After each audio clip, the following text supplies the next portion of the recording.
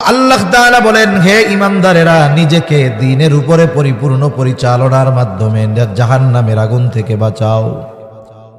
সাথে সাথে ওয়া আহলিকুম নারা, তোমার অধীনস্থ যারা আছে এদেরকেও দ্বীনের উপরে পরিচালনা করার মাধ্যমে জাহান্নামের আগুন থেকে তুমি বাঁচাও।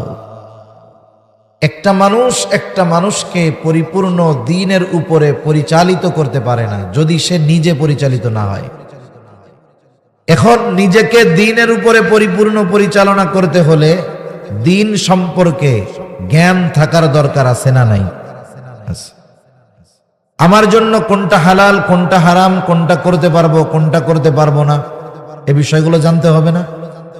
এজন্য মানুষ যদি নিজেকে জাহান্নাম থেকে বাঁচাতে চায়, দ্বীনের উপরে চলতে চায়, তাহলে তার ইলম দরকার। কি দরকার বলেন না? ইলম দরকার। নিজেকে জাহান্নামের আগুন থেকে বাঁচানো যেমন ফরজ,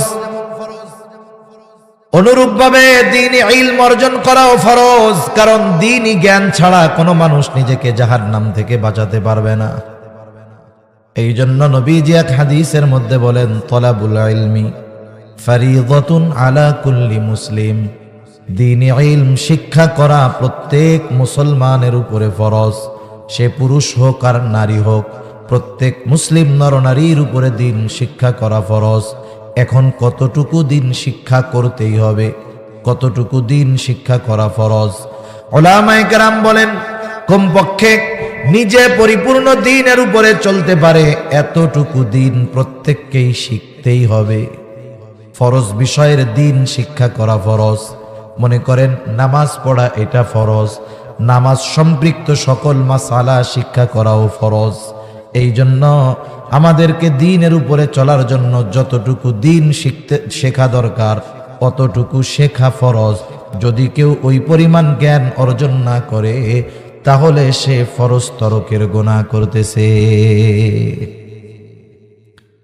আবার কেউ কেউ বলেন না, শুধু নিজের জন্য হলে হবে না।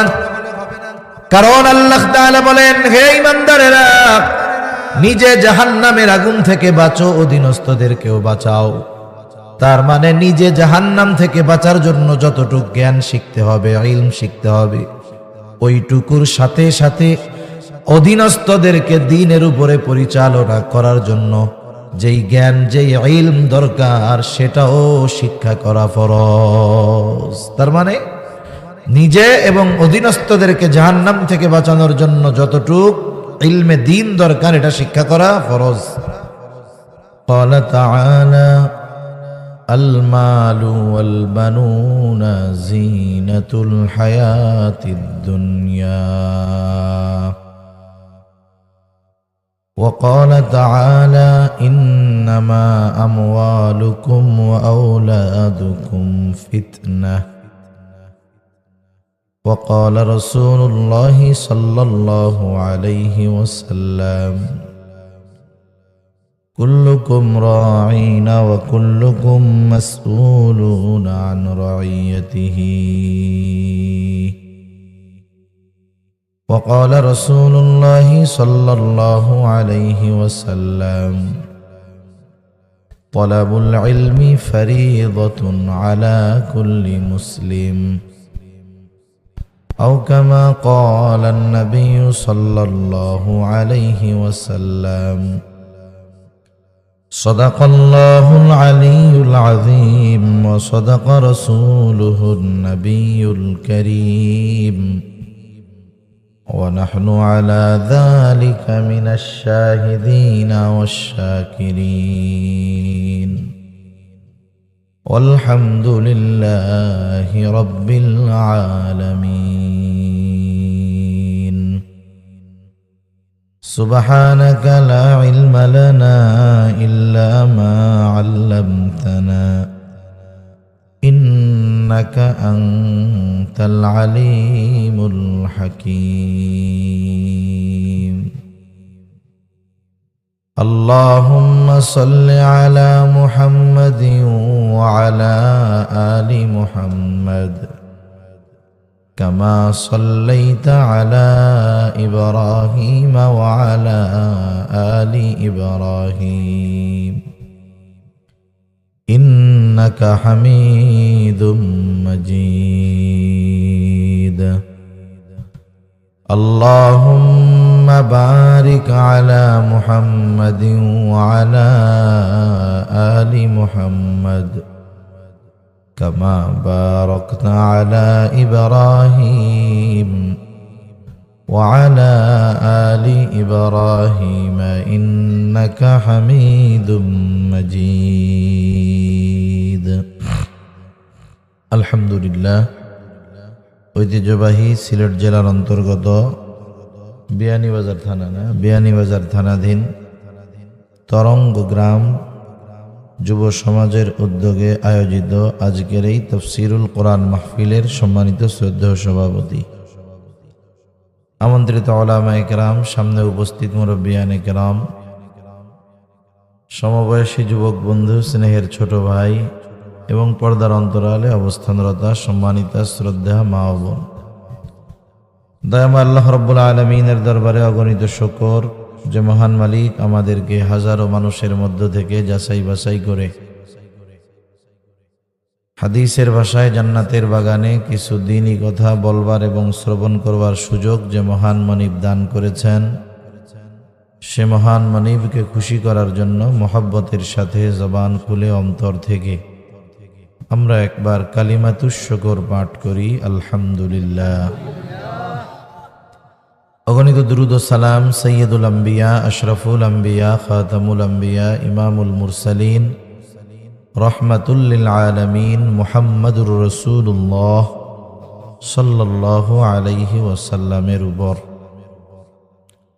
আমি আপনাদের খেদমতে কোরআনুল কারীম থেকে কয়েকটা আয়াত ও রাসূল আকরাম সাল্লাল্লাহু আলাইহি ওয়াসাল্লামের অগণিত হাদিস থেকে দুইটা হাদিস পাঠ করেছি।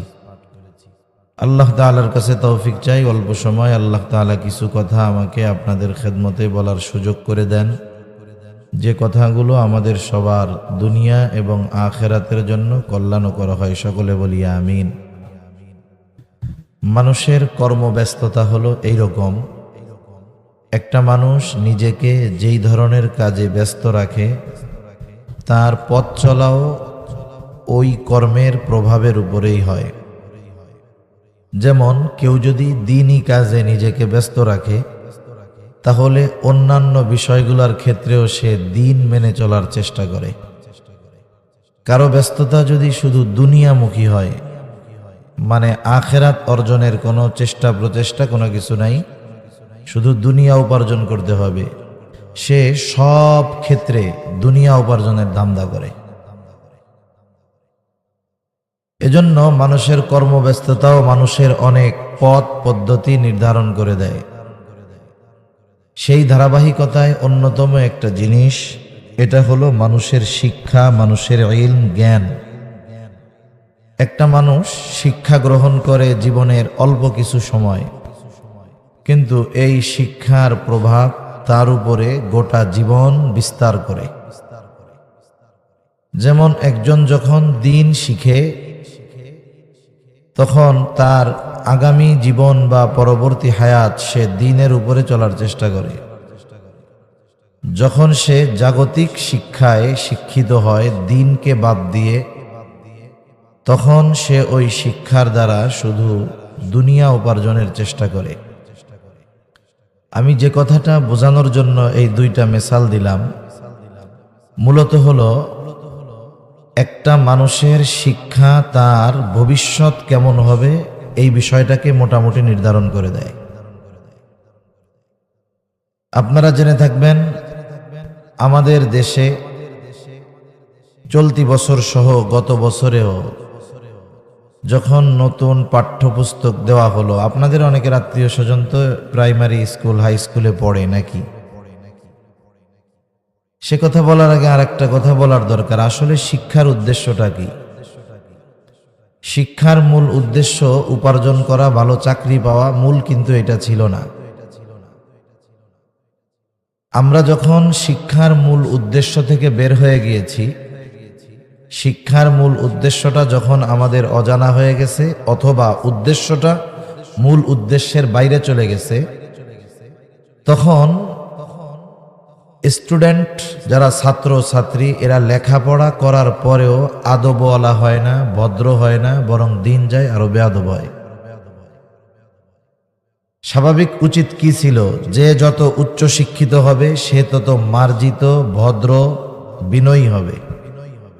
কিন্তু আমাদের দেশে জাগতিক লাইনের শিক্ষায় যে যত উপরে যায় সে তত বড় বেয়াদব হয়। উচ্চ শিক্ষা গ্রহণ করে উচ্চ বেয়াদব হয়। শিক্ষার মূল উদ্দেশ্যটা ছিল একটা মানুষ শিক্ষা অর্জনের মাধ্যমে সে একজন ভালো মানুষে পরিণত হবে।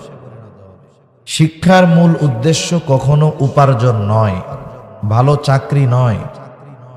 কিন্তু এখনকার জামানার দিকে যদি আপনি নজর দেন, যে জাগতিক যেই শিক্ষা কেন অর্জন করে, কারণ প্রত্যেকটা শিক্ষার্থী চায় যে আমি এই শিক্ষার মাধ্যমে দুনিয়ার লাইনের বড় কিছু হব।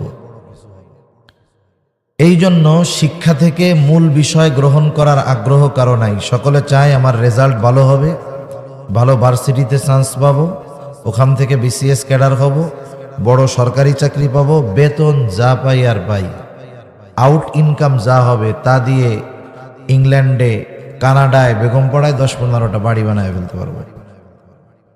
এখন বলেন, এই উদ্দেশ্য নিয়ে কেউ যদি লেখাপড়া শুরু করে, ও কি কোনোদিন সুনাগরিকে পরিণত হবে? যেই শিক্ষার উদ্দেশ্য এইটা, সেই শিক্ষা গ্রহণ করলে মানুষ যেমন পরিপূর্ণ হবে না, জাতীয় তেমন পূর্ণতা লাভ করতে পারবে না। আমরা একটা প্রবাদ আগে পড়ছি ছোটবেলায় স্কুলে, ভুলও হইতে পারে, education is the backbone of nation. শিক্ষা হলো জাতির মেরুদণ্ড। অথচ দেখা যাচ্ছে শিক্ষা গ্রহণ করে জাতির মেরুদণ্ড সোজা করার কথা। মানে একটা জাতিকে শিক্ষিত মানুষরা গোটা দুনিয়ার সামনে রিপ্রেজেন্ট করবে যে আমাদের দেশ নীতি নৈতিকতার দেশ, আমাদের দেশের মধ্যে কোনো দুর্নীতি নেই, আমাদের দেশ একেবারে সব দিক দিয়ে ভালো, কোনো সমস্যা নাই। কিন্তু দেখা যাচ্ছে যারা এই দেশে উচ্চ শিক্ষায় শিক্ষিত হচ্ছে, এই দেশের প্রত্যেকটা ক্ষেত্রে মেরুদণ্ড তারাই ভাঙতেছে। আপনার অর্থনৈতিক মেরুদণ্ড, আমাদের দেশের অর্থনৈতিক মেরুদণ্ড শেষ, এটা যারা বুঝে তাদের অত বলা লাগে না। আচ্ছা বলেন তো, অর্থনীতি তো এদেশের মোটামুটি শেষ। এখন এই অর্থনৈতিক মেরুদণ্ড ভেঙে ফেলার পেছনে হুজুররা দায়ী, মাদ্রাসার শিক্ষক দায়ী।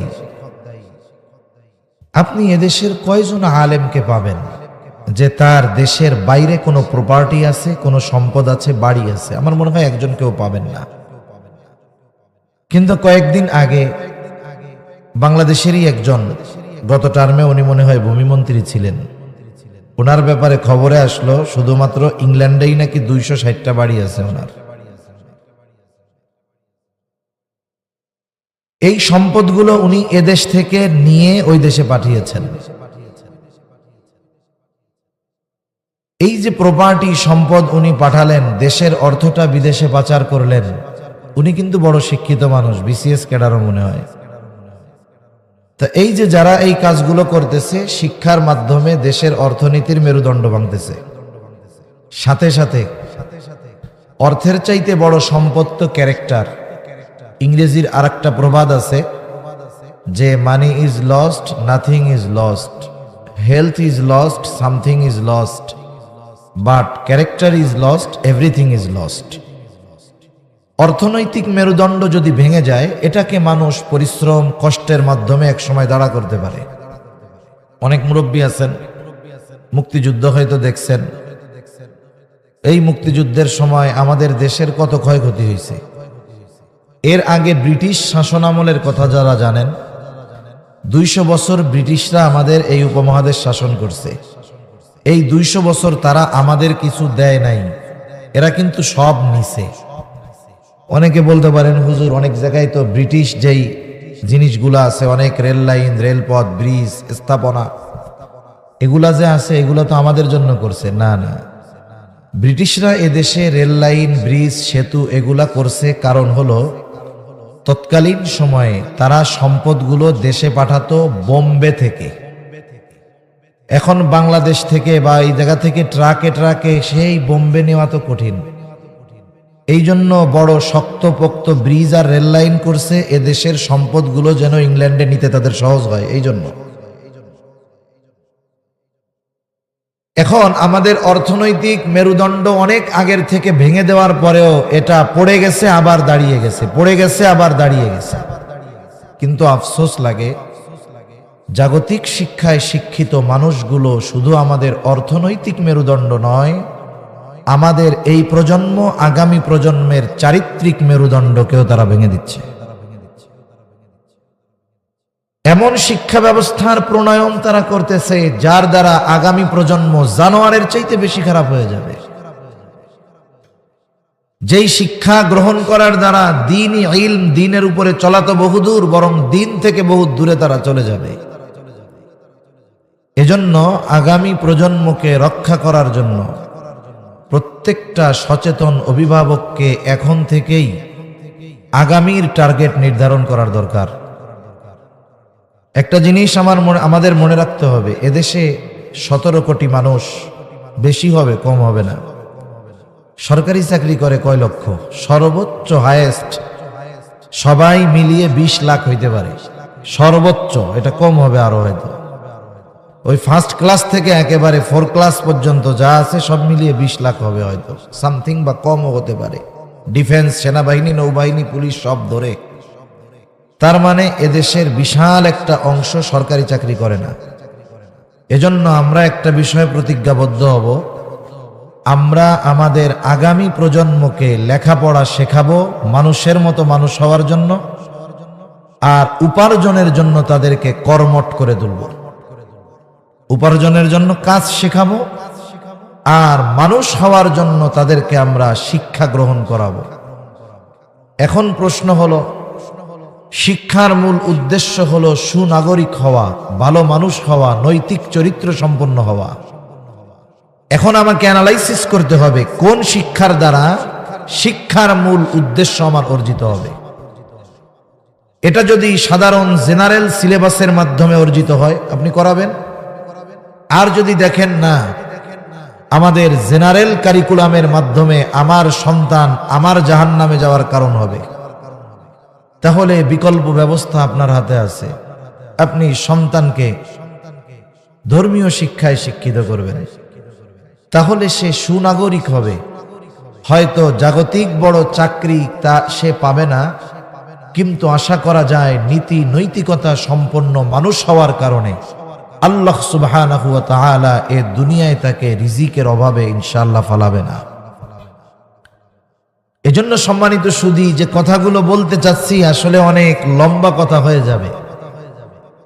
আমি যেই আয়াতগুলো আপনাদের খেদমতে তিলাওয়াত করেছি, প্রথমত যেই আয়াতটা আমি তিলাওয়াত করেছি, আল্লাহ তাআলা সূরা তাহরীমের মধ্যে বলেন, ইয়া আইয়ুহাল্লাযীনা আমানু কু আনফুসাকুম ওয়া আহলিকুম নারা ওয়াকুদুহান নাসু ওয়াল হিজারা।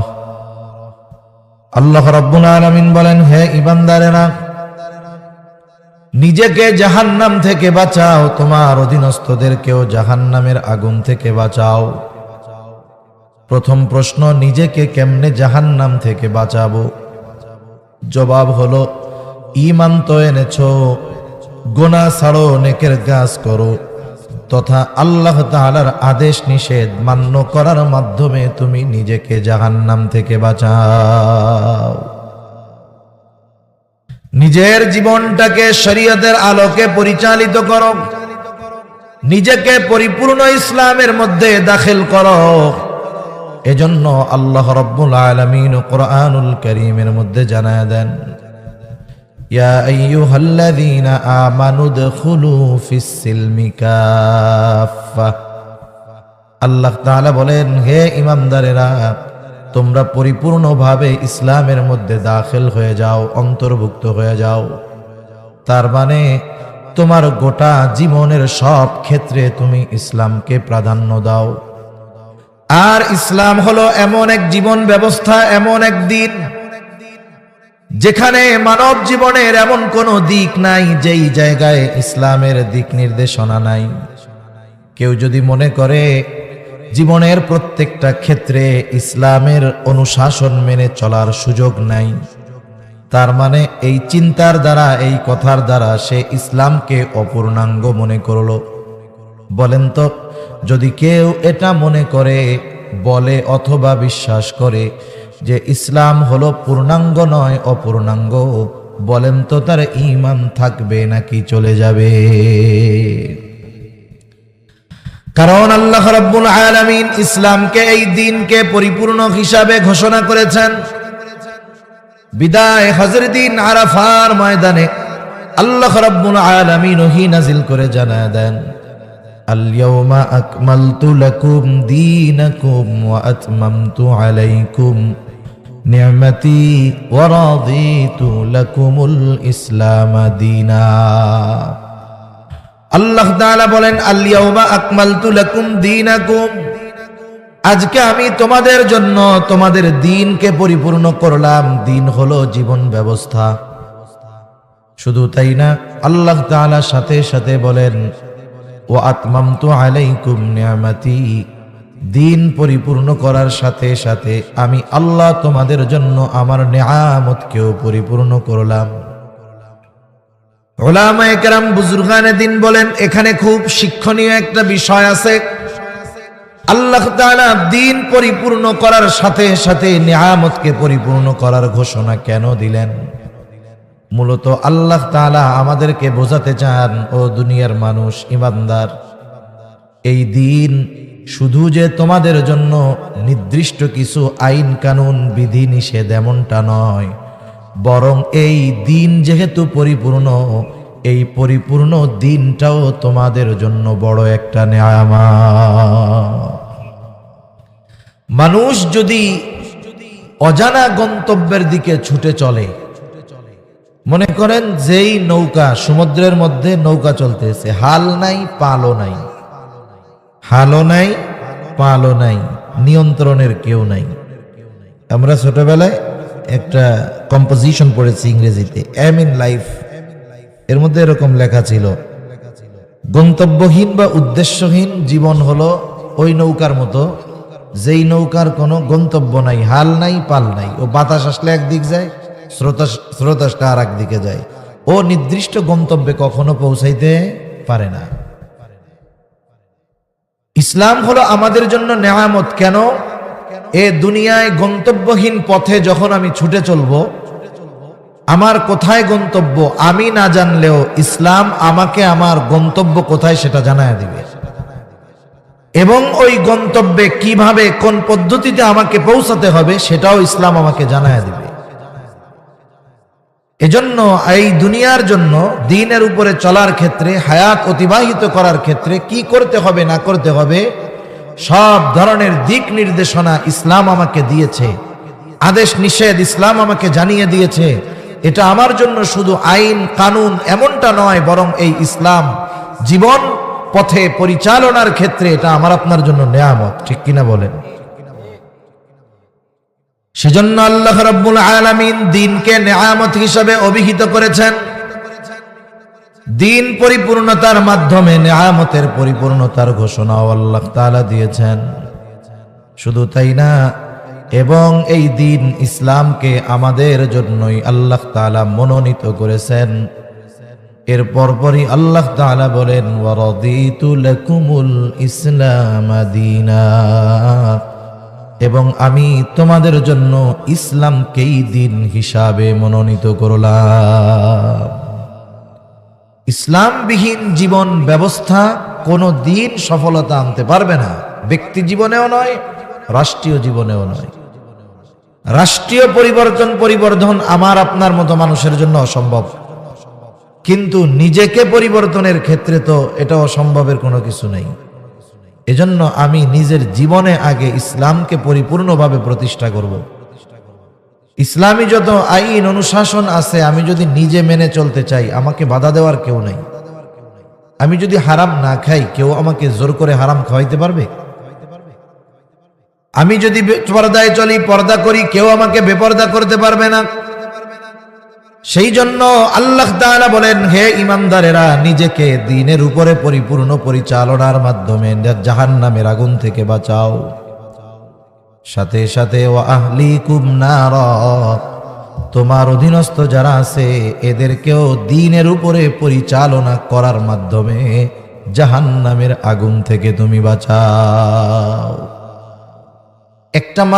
একটা মানুষকে পরিপূর্ণ দ্বীনের উপরে পরিচালিত করতে পারে না যদি সে নিজে পরিচালিত না হয়। এখন নিজেকে দ্বীনের উপরে পরিপূর্ণ পরিচালনা করতে হলে দ্বীন সম্পর্কে জ্ঞান থাকার দরকার আছে না নাই?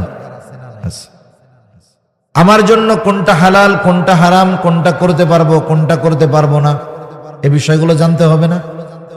এজন্য মানুষ যদি নিজেকে জাহান্নাম থেকে বাঁচাতে চায়, দ্বীনের উপরে চলতে চায়, তাহলে তার ইলম দরকার। কি দরকার বলেন না? ইলম দরকার। নিজেকে জাহান্নামের আগুন থেকে বাঁচানো যেমন ফরজ, অনুরূপভাবে দ্বীনি ইলম অর্জন করাও ফরজ। কারণ দ্বীনি জ্ঞান ছাড়া কোনো মানুষ নিজেকে জাহান্নাম থেকে বাঁচাতে পারবে না।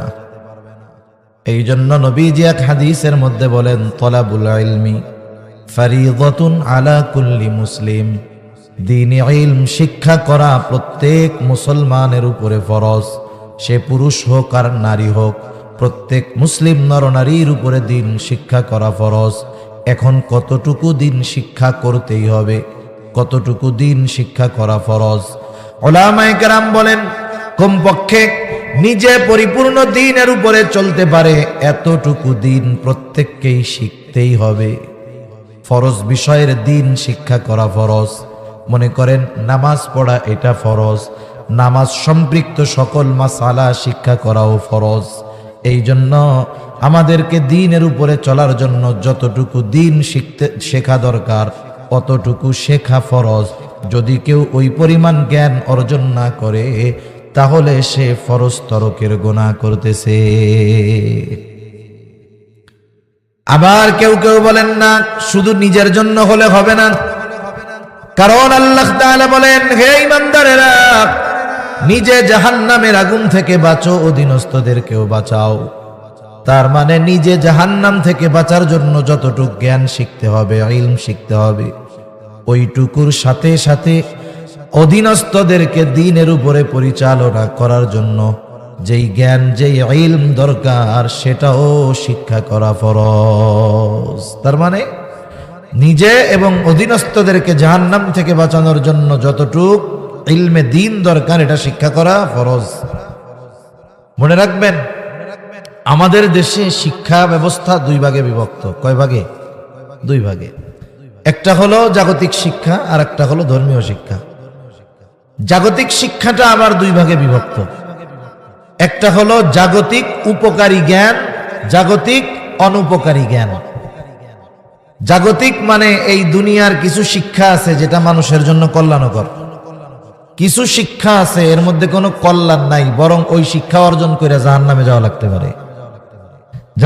যেমন আমাদের পাঠ্যপুস্তকের মধ্যে এমন কিছু বিষয় ঢুকায় দেওয়ার চেষ্টা করে না, ওরা ঢুকায় দিছেও, প্রতিবাদ করা হইতেছে। আসলে প্রতিবাদ যে হিসাবে দরকার ছিল সেই হিসাবে আমরা করতে পারতেছি না।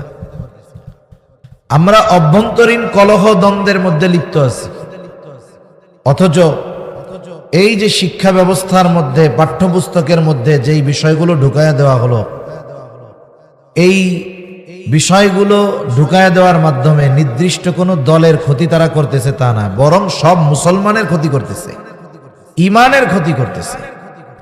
ট্রান্সজেন্ডারের বিষয়টা একেবারে সহজ করে তুলে ধরতে চাচ্ছে। আগামী প্রজন্মকে দিনহীন করার যেই শিক্ষা ব্যবস্থা, যেই পাঠ্যপুস্তক প্রণয়ন করা হচ্ছে, এর প্রতিবাদ দল মত নির্বিশেষে সকল ধর্মের মানুষের করার দরকার ছিল। এখন বলতে পারেন সব ধর্মের কেন? ইসলাম যেমন এই ট্রান্সজেন্ডার ইস্যুর বিষয়ে সরাসরি ফতোয়া, এ বিষয়ের কোনো সুযোগ নাই, এই বিষয়টা মাইনা নিলেই তো সে বেঈমান। অন্যান্য ধর্মের মধ্যেও এই ট্রান্সজেন্ডার বিষয়টা মেনে নেওয়ার কোনো সুযোগ নাই। এজন্য উচিত ছিল এটাকে শুধু ধর্মীয় ইস্যু মনে করে মুসলিমরাই বরং এটাকে জাতীয় আন্তর্জাতিক ইস্যু মনে করে সকল ধর্মের মানুষের সম্মিলিত প্রতিবাদ দরকার ছিল। কিন্তু আফসোস, আমাদের দেশের যারা শীর্ষস্থানীয় যারা এটার প্রতিবাদ করবে, হয়তো তারা আমাদের সাধারণ মানুষের কাছে কথাটাগুলোকে ওইভাবে গুরুত্ব সহকারে আমরা পৌঁছাইতে পারি না। এটা আমাদের ব্যর্থতা। জনসাধারণকে সচেতন করার দরকার ছিল, কিন্তু আমরা হয়তো পারি নাই। তাহলে জাগতিক শিক্ষা দুই ভাগে বিভক্ত, একটা হলো কল্যাণকর আর একটা হলো অকল্যাণকর। যেমন জাগতিক শিক্ষার একটা শিক্ষা আছে, জাগতিক শিক্ষায় ডারউইনের মতবাদ শিক্ষা দেওয়া হয়। যেমন মানুষ হইছে বলে বানর থেকে, নাউজুবিল্লাহ বলেন। এখন মানুষ কেমনে হইল? আল্লাহ তাআলা কোরআনুল কারীম এবং রাসূলুল্লাহ সাল্লাল্লাহু আলাইহি ওয়াসাল্লাম হাদিসের মধ্যে ব্যাখ্যা সহকারে সুস্পষ্টভাবে মানুষ কোথার থেকে কিভাবে সৃষ্টি হয়েছে একেবারে সুস্পষ্টভাবে কোরআন এবং হাদিসের মধ্যে স্পষ্ট বর্ণনা আছে। এখন কেউ যদি বলে মানুষ আস্তে আস্তে বিবর্তনের মাধ্যমে বানরের থেকে পরিবর্তন হইতে হইতে মানুষ হইছে, তাহলে কোরআনের 100 আয়াতের কাছাকাছি মনে হয় হবে, অবিশ্বাস করা হবে। এখন বলেন তো, এই বিবর্তনবাদ আমার আপনার কোন সন্তান, ভাই, বোন এরা যদি বিশ্বাস করে নেয়, ঈমান থাকবে নাকি যাবে? তাহলে জাগতিক শিক্ষার একটা পার্ট এটা ক্ষতিকর, উপকারহীন, এতটা উপকারহীন যে ওটা বেঈমান বানায় ফেলতে পারে। জাগতিক শিক্ষার আর একটা পার্ট সেটা উপকার। যেমন মাদ্রাসায় পড়ে ডাক্তার হওয়া যাবে না, এটা বাস্তব কথা। কওমি মাদ্রাসায় পড়ে ডাক্তার হইতে পারবে না। ইঞ্জিনিয়ার হতে পারবে না, কারণ এখানে ওই সাবজেক্ট পড়ানো হয় না, জাগতিক লাইনে পড়ানো হয়। এখন একজন ডাক্তার হলো, ইঞ্জিনিয়ার হলো, এটা উপকারী শিক্ষা। উপকারী শিক্ষা, উপকারী জ্ঞান, এই জ্ঞান অর্জনে ইসলাম কখনো মানা করে না, বরং কিছু কিছু ক্ষেত্রে উদ্বুদ্ধ করে। এখন এই জাগতিক উপকারী শিক্ষা পরকালীন উপকারের কারণ হতে পারে। কেমনে? মনে করেন একজন ডাক্তার হয়েছে, আমাদের দেশে ডাক্তার হইলে এটা তো সোনার হরিণ, কোনো মতে চেম্বার একটা দিতে পারলে হইছে। সুস্থ মানুষও যদি তার কাছে যায়, 1500-2000 টাকা ভিজিট নেওয়ার পরে কোনো রোগ নাই, ও দেখাই বুঝছে যে কোনো রোগ এই লোকের নাই, এরপরেও 30,000 টাকার টেস্ট দিয়া দিবে, বলবে এই টেস্টগুলো করে আপনি আমাকে 15 দিন পরে দেখাবেন। এখন 30,000 টাকার টেস্ট আবার বলে দেয়, শুনেন ওই ডায়াগনস্টিক সেন্টারেই কিন্তু করবেন। এখন আপনি তো বাধ্য, আপনাকে এমন ভয় ভীতি দেখাবে, আপনি ভয়ে টেস্টই করে ফেলবেন। আপনি 30,000 টাকার টেস্ট করলেন, কোনো রোগ আপনার নাই, এটা ডাক্তারও জানে। কেন দিল? কারণ ওইখান থেকে প্রায় 50% তার কমিশন আছে। আপনারা আবার কি দেখাবে জানেন? দেশের সিস্টেম হলো এরকম, এই কয়েকদিন আগে চাউলের দাম বাড়ছে জানেন আপনারা, আবার দাম যে কমছে এটা জানেন, কিন্তু দেশের নিয়ম কি? 15 টাকা বাড়ায়া 5 টাকা কমাবে, উদ্দেশ্য কিন্তু 10 টাকাই বাড়াবে, কিন্তু সিস্টেমটা কি? বাড়ানোর ঘোষণা দিবে 15 টাকা, আর গভর্নমেন্ট তৎপর হয়ে উঠবে, এগুলো করা যাবে না, এই কমাও। কমাইবে কত? 5 টাকা।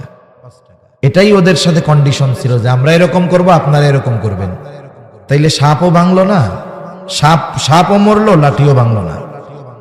এটা একটা পলিসি। আপনারা আবার বলবে, হুজুর আপনি তো আমার মহব্বতের মানুষ, আপনার জন্য 20% ডিসকাউন্ট করে দিলাম। আপনি চিন্তা করবেন, ওরে বাবা আমারে খুব মহব্বত করে, 20% ডিসকাউন্ট দিয়ে দিছে আমারে। আসলে কাহিনীটা কি? আপনারেও খুশি রাখলো, আবার কামাইও করলো। আবার কয়দিন পরে যখন দেখাইতে যাবেন, তখন আবার হাফ ভিজিট দিবেন। এই ধরনের ডাক্তার সমাজে কম না বেশি? এখন বলেন তো, সে তো জাগতিক উপকারী জ্ঞান অর্জন করেছিল, কিন্তু এই উপকারী জ্ঞানের সৎ ব্যবহার না হওয়ার কারণে এই জ্ঞানটা তার আখিরাতের জন্য কল্যাণকর হবে না ক্ষতিকর হবে? সে মানুষকে ঠকাইছে, ধোঁকা দিয়েছে। আর নবীজি বলেন, মান গাশশানা ফালাইসা মিন্না, যে ধোঁকা দেয় সে আমার উম্মত না। আরেকজন ডাক্তার হয়েছে ঠিক, কিন্তু মানুষ ওই ডাক্তারের মতো সে ডাকাত না। সে গরিব মানুষ গেলে লিখে দেয় যে এখানে তার জন্য ভিজিট ফ্রি, কোনো টাকা দেওয়া লাগবে না। বেহুদা কোনো টেস্ট দেয় না। আবার গ্রাম থেকে শহরে সে থাকে, মাসে 2-1 বার গ্রামের মানুষকে খেদমতে খালকের নিয়তে, মানুষের খেদমতের নিয়তে গ্রামে আসে, প্রাথমিক কিছু ওষুধ নিয়ে আসে। মানুষ তার কাছে আসে, ওই সপ্তাহে বা মাসে 1 দিন 2 দিন ফ্রি ট্রিটমেন্ট করে মানুষদের, করে আল্লাহর জন্য। এখন বলেন তো, তার এই উপকারী জ্ঞানটা তাকে দুনিয়াতে যেমন কল্যাণকর জিনিসের ব্যবস্থা করবে, আখিরাতেও তার জন্য এই কাজ নাজাতের কারণ হতে পারে কি পারে না? দুনিয়াবি উপকারী জ্ঞান তখনই কাজে লাগবে যখন ওই দুনিয়াবি উপকারী জ্ঞানের সাথে দ্বীনের সমন্বয় থাকবে। এই যে ব্যক্তিটা দ্বীন ঢুকায় দিছে কি, যে আমি মানুষের এই খেদমতটা করতেছি আল্লাহর জন্য, মানুষকে ঠকাবো না, আমি সুস্থতার সাথে আমি মানুষের জন্য একেবারে নিবেদিত প্রাণ হব, আমার তো আল্লাহ তাআলা দিচ্ছে কিছু উপকার তাদের জন্য করব। এতে কি হলো? দুনিয়াও অর্জন হলো, এর সাথে দ্বীনকে একটু মিশায়া দেওয়ার কারণে এটা তার আখিরাতের জন্য কল্যাণকর হয়ে গেল। এবার আসেন ধর্মীয় শিক্ষা। ধর্মীয় শিক্ষাটাও 2 ভাগে বিভক্ত। একটা হলো যেই ধর্মীয় জ্ঞান অর্জন করা ফরজ, আর একটা হলো যেই ধর্মীয় জ্ঞান অর্জন করা ফরজে কিফায়া। যেই জ্ঞানটা ফরজ, ওই ফরজ পরিমাণ জ্ঞান প্রত্যেকটা মুসলমানের জন্য শিক্ষা করা ফরজ। একজন মুসলমানের জন্য সে যা করে করুক, কৃষক হোক, সিএনজি চালাক, দিনমজুর করুক, যা করে করুক, তার জন্য শিক্ষা করা কি ফরজ। আরেকটা হলো ফরজে কিফায়া, এটা সকলের জন্য ফরজ না। কিছু মানুষ যদি এই জ্ঞান অর্জন করে, তাহলে তার ওই জ্ঞানের দ্বারা ওই সমস্ত মানুষগুলো উপকৃত হতে পারবে। যেমন জানাজার নামাজ, এক এলাকার কেউ যদি না পড়ে সবাই গুনাহগার হবে, কয়েকজন পড়লে সবার পক্ষ থেকে আদায় হয়ে যাবে। সব মানুষের মুফতি হওয়া জরুরি না, কিন্তু কিছু মানুষের মুফতি হওয়া জরুরি। কারণ যখন নতুন কোনো সমস্যা আসবে, সাধারণ মানুষ এর সমাধান যখন পাবে না, মুফতি সাহেব সমস্যার সমাধান করবে। এজন্য জরুরতে দিন যেটা, ফরজ পরিমাণ দিন যেটা, এটা আমাদের সকলের শিক্ষা করা ফরজ।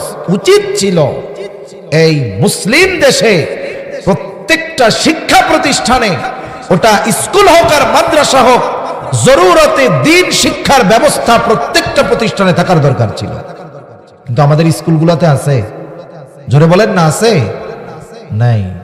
তাহলে যেই শিক্ষাটা ফরজ সেটাই নাই, বরং শিক্ষা হচ্ছে এমন যেই শিক্ষা গ্রহণ করে আমাদের মুসলমানের সন্তানেরা বেঈমান হওয়ার দিকে ধাবিত হয়ে যাচ্ছে। এজন্য অভিভাবক হিসাবে আমাদের সচেতন থাকতে হবে। আমি যদি আমার সন্তানকে ফরজ পরিমাণ দিন শিক্ষার ব্যবস্থা না করি, সন্তানের হক এটা, তাহলে ওই সন্তান যদি বদ্দিন হয়, ওই সন্তান যদি কিয়ামতে জাহান্নামী হয়, আমি বাবা যত ভালো নেককার বুজুর্গ হই না কেন, আমাকে ধরা পড়তে হবে ওই সন্তান আমার ওই অধীনস্থ ব্যক্তির কারণে আমার জান্নাতে যাওয়া কঠিন হয়ে দাঁড়াবে। এজন্য আল্লাহ রাব্বুল আলামিন বলেন, পরিপূর্ণ দ্বীনের উপরে চলার মাধ্যমে নিজেকে জাহান্নাম থেকে বাঁচাও। অধীনস্থদেরকে জাহান্নাম থেকে বাঁচাবা কেমনে? দ্বীনের উপরে চলার শিক্ষা প্রদান করার মাধ্যমে। কারণ ছোট বাচ্চা যখন ছোট থাকে, সে অবশ্যই কারো না কারো অধীনে থাকে। ছোট বাচ্চাদের দ্বীন শিক্ষা দেওয়া এটা তাদের অন্যতম হক। এই জন্য কোনো অভিভাবক যদি সন্তানকে জরুরতে দ্বীন শিক্ষার ব্যবস্থা না করে, ওই অভিভাবক তার সন্তানের হক নষ্ট করে।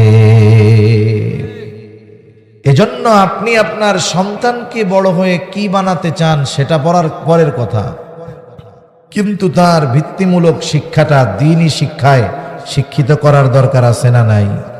আছে। এজন্য দেখবেন হাই লেভেলের জেনারেল শিক্ষিত যারা, অথবা জাগতিক শিক্ষার উচ্চ শিক্ষার যেই বিষয়গুলো, ওগুলার চাইতে প্রাইমারি শিক্ষায় বাচ্চাদেরকে এমন কিছু মগজে ঢুকায় দেওয়ার চেষ্টা করা হয় যার দ্বারা ওই শিশু বাচ্চার মননে বিকাশে ইসলাম বিদ্বেষী ভাব ফুটে ওঠে। এই জন্য ক্লাস 3-র মধ্যে ধর্ম বইয়ের মধ্যে কি করছে? ইসলাম ও নৈতিক শিক্ষা বই, এর কাভার পেজের পেছনের ভেতরের পাশে ওইখানে দুর্গার মূর্তি দিয়ে রাখছে। 2, 4, 5, 10টায় যদি ভুল হইতো বুঝতাম, গোটা দেশে হইল কেন? তার মানে এটা ইচ্ছাকৃতভাবে করছে যে আমাদের অবস্থা কি, আমরা কোনো প্রতিবাদ করি কিনা, বলি কিনা, এই বিষয়টা যাচাই বাছাই করার জন্য এটা করেছে। যখন সাধারণ মুসলিমও ফুসলে উঠছে, আস্তে করে পরের দিন থেকে বইগুলো আবার মার্কেট থেকে উঠায় নিয়ে গেছে। এ দুষ্টমিটা করার কি দরকার ছিল? এত টাকা ব্যয় করার কি দরকার ছিল? ওদের টাকা ব্যয় কোনো ব্যাপার না, কারণ যারা ইসলাম বিদ্বেষী ওদের কাছে আমরা আমাদের ইমানের মূল্য না বুঝলেও ওরা আমাদের ইমানের দাম বুঝে। এই জন্য ব্যাপক অর্থ ব্যয় করে ওরা আমাদের ইমান কিনতে চায়। গোটা দুনিয়া, দেশের মধ্যে আমাদের দেশ সহ গোটা দুনিয়া আছে মিশনারি যারা আছে, এনজিও যারা আছে, এদের উদ্দেশ্য কি? এদের উদ্দেশ্য হলো মূলত দ্বীনহীন করা আমাদেরকে। ও সম্প্রতি সময়ের একটা কথা না বললেই তো নয়, বাংলাদেশের এনজিও গুলোর মধ্যে অন্যতম এক এনজিও সংস্থা হলো ব্যারাক। নাম শুনছেন? আছে আশেপাশে ব্যারাকের শাখা। ব্যারাক গোটা বাংলাদেশে ঘরে ঘরে সুদ পৌঁছায়া দেওয়া, এই কর্ম যারা করছে, সুদ পৌঁছায়া দেওয়ার ব্যবস্থাপনা যারা করছে, এদের মধ্যে 1 নম্বর ব্যারাক আর 2 নম্বর হলো গ্রামীণ ব্যাংক। মনে রাখবেন, একজন মানুষ নোবেল পুরস্কার কয়েক কারণে পায়। নোবেল পুরস্কার যদি এমন কিছু করতে পারেন যার দ্বারা গোটা মুসলিম উম্মার বড় ক্ষতি হবে, আপনি করেন, দেখবেন আপনিও নোবেল পুরস্কার পেয়ে গেছেন। ডক্টর ইউনূসরে নোবেল পুরস্কার দিছে কেন? ও কি করছে? অর্থনীতির কি করছে সে? বরং এদেশের ইতিহাস যদি ঘাটা হয়, ঘরে ঘরে সুদ পৌঁছায় দেওয়ার অবদান রাখছে ও। ইমানহীন করার মিশনে এই ইউনূসের অবদানের কারণে নোবেল কমিটি ওকে অর্থনীতিতে নোবেল দিয়েছে, ওকে নোবেল পুরস্কার দিয়েছে। এই জন্য ফজলে হাসান আবেদ মারা গেছে। এই মানুষগুলোর যে আকীদা বিশ্বাস, এদের জন্য মাগফিরাতের দোয়া করা যায় না, কারণ ও যেই বিশ্বাসের উপরে মরছে, ওদের জন্য মাগফিরাতের দোয়া করা যায় না, যদিও মনে হয় মুসলমান ঘরের সন্তান। ফজলে হাসান আবেদ, কত সুন্দর নাম দেখছেন? এইরকম নাম অনেক মৌলভী সাহেবেরও নাই। একটা মানুষের নাম দেখে বোঝা যায় যে ওর বাপ মা কেমন ছিল। নামের মাধ্যমে এটা বোঝা যায় ওনার মা বাবা মনে হয় মোটামুটি দিন বুঝতেন, নাহলে এত সুন্দর নাম তো রাখার কথা না। সদু মধু কদু রাখতো নাম, তাইলে এত সুন্দর নাম রাখছে। এই লোকটাকে ব্রিটিশরা নাইট উপাধি দিয়েছে, স্যার উপাধি দিয়েছে। এটা নোবেলের পরে বড় একটা পুরস্কার। কেন দিছে? ব্যারাক প্রতিষ্ঠা করার জন্য। ব্যারাক কি করে? ব্যারাকের কিছু মিশন আছে, শিক্ষা মিশন আছে, অর্থনৈতিক মিশন আছে। ব্যারাক একটা বড় ইউনিভার্সিটিও আছে। এই ব্যারাকের কাজ হলো, ব্যারাক এনজিওর কাজ হলো প্রত্যন্ত অঞ্চলে সুবিধা বঞ্চিত শিশুদের জন্য শিক্ষার ব্যবস্থা করা আর দরিদ্রদের মাঝে সুদের উপরে লোন দেওয়া। এই দুইটা হলো তাদের মূল স্কিম। এরপরে তাদের প্রপার্টি ব্যবসা আরো তারা বাড়াইছে। এখন এই ব্যারাক যেই সব জায়গায় প্রতিষ্ঠান ছিল ব্যারাকের, মানুষ ফ্রি পড়তে যাইতো, ছোট ছোট বাচ্চারা যাইতো, তাদেরকে শিক্ষা দিত, সুকৌশলে ইমানহীন তাদেরকে করা হইতো। এর পদ্ধতি একটা আমি আপনাদের বলি, এগুলো আমরা ওলামায়ে কেরাম বলার কারণে ওরা অনেকটা চেপে যায়, না বললে তো করতেই থাকবে। ছোট ছোট কোমলমতি শিশু বাচ্চারা আসে, ওদের প্রজেক্ট থাকে। বাচ্চারা আসলে ওদেরকে কিছু খাবার দাবার, চকলেট, পছন্দের যা তাই দেওয়া হয়। আপনি যদি একটা শিশু বাচ্চা 2 বছর বয়স, ওরে যদি একটা স্বর্ণের টুকরা না দেন এত বড়, আর যদি 1 টাকা দামের 5টা চকলেট দেন, বলেন তো ও কি নিবে? ওর চাহিদা ওই সময় এরকম। ওই ছোট বাচ্চারা আসতো, ব্যারাক প্রজেক্ট থেকে টাকা দেওয়া হতো যে তোমরা ওদের চকলেট টকলেট বিস্কিট কিনে দিবা। এইবার বাচ্চাদেরকে বলতো তোমরা চোখ বুইজা আল্লাহর কাছে চকলেট চাও দাও। এইবার বলে আল্লাহ, ছোট বাচ্চা তো বুঝে না, তো বলে আল্লাহ চকলেট দেন, চকলেট দেন, চকলেট দেন। এখন চকলেট তো আসে নাই। এইবার চোখ বন্ধ করে আপুর কাছে চকলেট চাও তো, বলে আপু চকলেট দেন, চকলেট দেন। এবার আপু সবার হাতে হাতে একটা চকলেট দিত। এবার সবার হাতে চকলেট চলে গেছে। এখন আপু জিজ্ঞাসা করে ছোট ছোট কোমলমতি বাচ্চাদের, বলো তো চকলেট কে দেয়? আল্লাহ দেয়? বলে না, আল্লাহ দেয় না। চকলেট কে দেয়? বলে আপু দেয়। এই যে কথাটা, এটা হয়তো আমাদের কাছে ছোট মনে হতে পারে, কিন্তু এই কথা তার মননে মগজে মস্তিষ্কে যখন বসে যাবে, তার মন থেকে এটা উঠে যাবে যে সব কিছু ও দেয়, সে দেয়, আল্লাহ কোনো কিছুই দেয় না। নাউজুবিল্লাহ বলেন। এই যে ব্যারাকের শিক্ষা প্রকল্পের একটা বিষয় শুধু আমি আপনাদের সামনে বললাম, ঈমানহীন করা উদ্দেশ্য এদের মূল। দ্বিতীয়, অর্থনৈতিকভাবে সমাজের রন্ধ্রে রন্ধ্রে এই ব্যারাক লোন দিয়ে দিয়ে একেবারে ঘরের মধ্যে পর্যন্ত সুদ পৌঁছায় দিছে। এনজিওরা সুদ দেয়, পুরুষদের দেয় না। সদস্য হওয়া লাগে নারী। গ্রামীণ ব্যাংকেও সদস্য হওয়া লাগতো নারী। যখন সাপ্তাহিক তাদের আলোচনা হইতো, ওই জায়গায় কোনো পুরুষ প্রেজেন্ট থাকতো না, সব নারী। আবার চেহারা ডাইকা ওই অফিসারের সামনে গেলে লোন হবে না, সবকিছু হবে না, চেহারাও দেখানো লাগতো। একটা ঘরে যদি বেপর্দা বেহায়াপনা ঢুকায়া দেওয়া যায়, সাথে সাথে হারামকে ঢুকায়া দেওয়া যায়, বলেন তো ওই পরিবার থেকে নেক্সট জেনারেশন যারা আসবে এরা তো এমনিই মোটামুটি দিনহীন হয়ে আসবে, ঠিক কিনা বলেন? কিন্তু আমরা বুঝি নাই। আমরা চিন্তা করছি আমাদের ক্ষুদ্র ঋণ দিয়ে আমাদেরকে অর্থনৈতিকভাবে স্বাবলম্বী হওয়ার সহযোগিতা তারা করতেছে। না না, এই টাকা ইনভেস্ট করে সুদের মতো জঘন্য হারামকে আমাদের ঘরে ঢুকিয়ে দিয়ে তারা আমাদের ঈমানটাকে কিনে নিয়ে যাচ্ছে, আমরা বুঝতেই পারতেছি না। এই ব্যারাক বড় ইউনিভার্সিটি ঢাকার মধ্যে আছে। এই কয়েকদিন আগে আধুনিক এই শিক্ষা ব্যবস্থা এবং পাঠ্যপুস্তক নিয়ে শিক্ষকদের সেমিনার হয়েছে একটা। এই সেমিনারে ব্যারাক ইউনিভার্সিটির একজন শিক্ষক বক্তব্য দিয়েছেন। তিনি তার বক্তব্যে বলেছেন যে আপনি বাজার থেকে একটা বই কিনবেন, সপ্তম শ্রেণীর সামাজিক বইটা আপনি কিনবেন, সমাজ বই, সামাজিক শিক্ষা। এর মধ্যে 2টা পৃষ্ঠা আছে যেখানে ট্রান্সজেন্ডারের ব্যাপারে উদ্বুদ্ধ করা হইতেছে। আপনারা সবাই ট্রান্সজেন্ডার বোঝেন কি বোঝেন না আমি বুঝতেছি না। আমাদের দেশে আমরা তৃতীয় লিঙ্গ হিজড়া বলি, হিজড়া আছে না? একটা হলো হিজড়া, এটা তো সৃষ্টিগতভাবেই হয়েছে, এর বিষয়টা ভিন্ন। কিন্তু ট্রান্সজেন্ডার কারা? ট্রান্সজেন্ডার হলো ও নিজে ছিল পুরুষ, বিভিন্ন অস্ত্রোপচার অপারেশনের মাধ্যমে নিজের গঠনকে নারীতে রূপান্তর করে সে, এরপরে সে নিজের নারী দাবি করে। আসলে ট্রান্সজেন্ডারের মাধ্যমে একটা মানুষ পুরুষ থেকে নারী হতে পারে না, কিছু গঠন অপারেশনের মাধ্যমে পরিবর্তন করে, কিন্তু হাকিকতে সে পুরুষই থেকে যায়। এখন মনে করেন ট্রান্সজেন্ডার কারা হইতে পারবে? এটারে আরো সহজ করতেছে ওরা। কয়েকজন পুরুষ ও যদি মনে মনে ভাবে যে আমি নারী, তাইলে ও নারী বলে গণ্য হবে। নাউজুবিল্লাহ। আমার তো মাঝে মধ্যে মনে হয় আমি বাংলাদেশের প্রেসিডেন্ট, আমি কি হইতে পারবো? আমার তো মনে মনে চায় যে আমি বাংলাদেশের প্রধানমন্ত্রী হইতে পারবো? তাহলে এই বিষয়টা তো সহজ বিষয় যে একটা মানুষ পুরুষ হওয়ার পরে সে যদি নিজেকে মনে মনে নারী ভাবে, তাইলে এই লোকটা যে অসুস্থ এটা বুঝতে কোনো কিছু বাকি আছে? তাহলে 1 নাম্বার, এই ট্রান্সজেন্ডারের চিন্তা ভাবনা এটা একটা বড় ধরনের মানসিক রোগ, এবং যারা এই রোগ আক্রান্ত এরা বিকারগ্রস্ত। বরং উচিত ছিল এই ধরনের চিন্তাধারা যাদের মধ্যে, তাদেরকে রাষ্ট্রীয় পৃষ্ঠপোষকতায় চিকিৎসার ব্যবস্থা করা। এইটা না কইরা বরং তাদের এই দাবিকে আরো উস্কায়া দেওয়া হচ্ছে, বৈধতা দেওয়ার অপচেষ্টা করা হচ্ছে।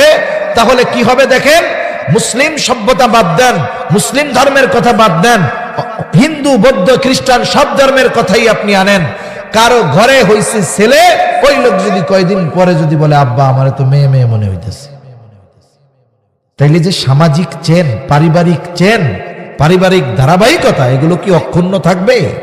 থাকবে না। মেয়ে যদি মনে করে আব্বা আমার ছেলে ছেলে মনে হইতেছে, তাহলে কি করবে? কিছু অপারেশন করে কিছু অঙ্গ কেটে ফেলবে, কিছু অঙ্গ হয়তো জুড়ায় দিবে, কিন্তু সৃষ্টিগতভাবে আল্লাহ তাআলা কিছু বিষয় দিয়েছেন, ওইগুলো তো তার মধ্যে আসবে না। আর সৃষ্টির এই পরিবর্তন করা এটা নিঃসন্দেহে বড় কুফরি এবং ঈমানহীন হওয়ার অন্যতম এক কর্ম। এটা যারা করবে, যারা বৈধতা দিবে, যারা আইনের সমর্থন দিবে, সবগুলো বেঈমান, কোনো সন্দেহ নেই। এগুলো আমাদের বুঝতে হবে। হিজড়ার মাসালা আলাদা, মনে রাখবেন। অনেক সময় ছোট বাচ্চা হইছে, সে উভয় লিঙ্গ, ছেলে মেয়ে 2টা আলামত নিয়েই জন্ম নিছে, বঙ্গবন্ধু মেডিকেল কলেজ বিশ্ববিদ্যালয়ের একজন প্রফেসর, শিশু বিশেষজ্ঞ, উনি বলতেছেন আমাদের সমাজে সচেতনতার অভাব, এই জন্য অভিভাবক লজ্জায় যখন কোনো বাচ্চা হিজড়া হয় একে চিকিৎসকের কাছে নেয় না। অথচ যদি চিকিৎসকের কাছে ছোটবেলায় নিত, এই ছোট্ট একটা অপারেশনের মাধ্যমে তার এই সমস্যাটা দূর করা যাইত। হয়তো তো ছেলেও হইতো, নাহলে মেয়ে যে কোনো একটা হয়ে যাইতো, কোনো সমস্যা ছিল না। কিন্তু এনারা আনে না। এরপরেও বড় হওয়ার পরেও কোন হিজড়া যার মধ্যে দুইটাই আছে, মানে পুরুষের আলামতও আছে, নারীর আলামতও আছে। মাসালা হইল, নারীর আলামত যদি বেশি থাকে সে নারী হিসাবে ধর্তব্য হবে, পুরুষের আলামত বেশি থাকলে পুরুষ হিসাবে ধর্তব্য হবে। কিন্তু কোন ওই হিজড়া যদি চায় যে তার মধ্যে পুরুষের আলামত বেশি, সে ওই নারীর যেই বিষয়গুলো আছে এগুলো বের করে ফেলবে, অপারেশন করবে, এটা তার জন্য বৈধ হতে পারে, কারণ সে অসুস্থ, চিকিৎসা গ্রহণ করছে। আর একজন পরিপূর্ণ ছেলে সে কিভাবে অপারেশনের মাধ্যমে নিজে নারী হতে চায়, এটা নিঃসন্দেহে বিকারগ্রস্ত আর মানসিক রোগী ছাড়া কোনো সময় সম্ভব হতে পারে না। এই বিষয়গুলো আমাদের বুঝতে হবে। এই শিক্ষাগুলো আমাদের হাই স্কুল, কলেজে, প্রাইমারি শিক্ষায় আমাদের বাচ্চাদেরকে শিক্ষা দেওয়ার প্রচেষ্টা চলতেছে। ও যখন একটা জিনিস বারবার বারবার বারবার বারবার পড়বে, ও এই খারাপ জটিল বিষয়টাকে সিম্পল মনে করবে। এজন্য উলামায়ে কেরাম অনেক সচেতন, সতর্ক, উম্মার কল্যাণের ফিকির করে। দেখেন, আমরা কখনোই উলামায়ে কেরাম বলে না যে নারীদের জন্য নারী শিক্ষা বাদ দাও। কোন আলেম এই কথা বলছে যে নারী শিক্ষা বাদ দেন, নারীদের শিক্ষা লাগবে না? না না, উলামায়ে কেরাম সহশিক্ষার বিরোধিতা করছে। আসলে আমরা কি করব? রোগ তো চতুর্দিকে, বলতে চাই একটা, স্মরণ আসে আর একটা। কোনটা বলবো আমরা? একটু খেয়াল করে দেখেন, আমরা অনেক সময় যারা একটু রক্ষণশীল ফ্যামিলি, দ্বীনের উপরে চলার চেষ্টা করি, আমরা ছেলেদেরকে ছেলেদের সাথে চলাফেরায় উদ্বুদ্ধ করি, মেয়েদেরকে মেয়েদের সাথে চলায় উদ্বুদ্ধ করি। আবার দেখেন, এই জীবনে খেলাধুলার সামগ্রী, বাচ্চাদের খেলাধুলার সামগ্রী ছেলেদেরটা দিয়ে ছেলেরা খেলবে, মেয়েদেরটা দিয়ে মেয়েরা খেলবে। এটা গ্রামে যাদের একটু দ্বীনি বুঝ আছে তারা এখনো সচেতন থাকে, ছেলেদেরকে মেয়েদের সাথে খেলাধুলা করতে দেয় না, ছোট হলেও। কেন দেয় না? উলামায়ে কেরাম এই ব্যাপারটা খুব সচেতনতার সাথে বলছেন যে একটা ছোট বাচ্চা, ছেলে যদি মেয়েদের জিনিসপত্র নিয়ে খেলাধুলা করে, মেয়ে সাজে, অনেক মা বাবা আছে বুঝে না, ছেলেটা সুন্দর, ওরে মাঝে মধ্যে মেয়ের মতো সাজায়, এটা বড় বোকামি কাজ। অনেক মা বাবা আছে আল্লাহ তাআলা ছেলে দেয় নাই, এইবার মেয়েটারে প্যান্ট গেঞ্জি টেঞ্জি পরাইয়া ওইটারে পুলাই বানায় ফেলছে। এসব কাজ খুব খারাপ।